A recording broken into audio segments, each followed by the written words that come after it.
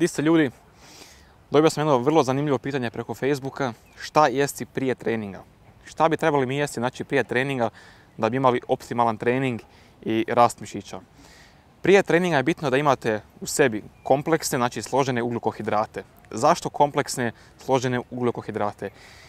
Jednostavno zato, kad se na treningu, u vašem se tijelu dešava jedna promjena.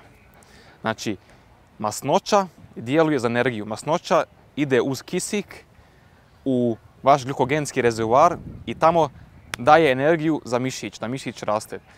Sad, na primjer, kad idete u trening i radite biceps curls, i jedan set radite biceps curls, kad dižete, kad vas počne boliti, to je ništa drugo nego ta kiselina koja se pušta da pržite masnoću i da mišić raste. I kad se spuštate, onda je to ništa drugo nego krv ulazi u mišić, znači opet se napuni taj rezervoar i to se zove taj muscle pump. Zato je vrlo bitno da imate ugljikohidrate u svom tijelu, da imate energiju i da mišić može koristiti tu energiju za rast mišića. Sad, šta bi mogli to jesti? Na primjer, rižu, krompir, testenine. Znači, to možete uvijek jesti prije treninga i to će vam onda optimirati vaš trening i vaš metabolizam i rast mišića. Ako imate još neko pitanje, ostavite komentar, recite koji novi klip želite i ostavite jedan like i vidimo se uskoro. Pretplatite se na Balkan Fit YouTube kanal. Pozdrav, Balkan Fit.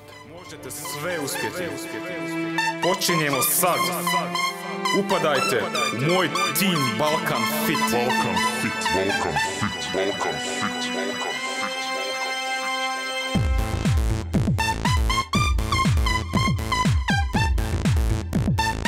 Balkan Fit. Balkan Fit. Balkan Fit. Balkan Fit.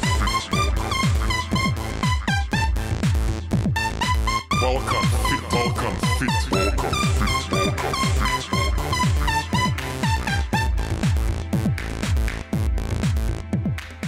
Balkan Fit. Balkan.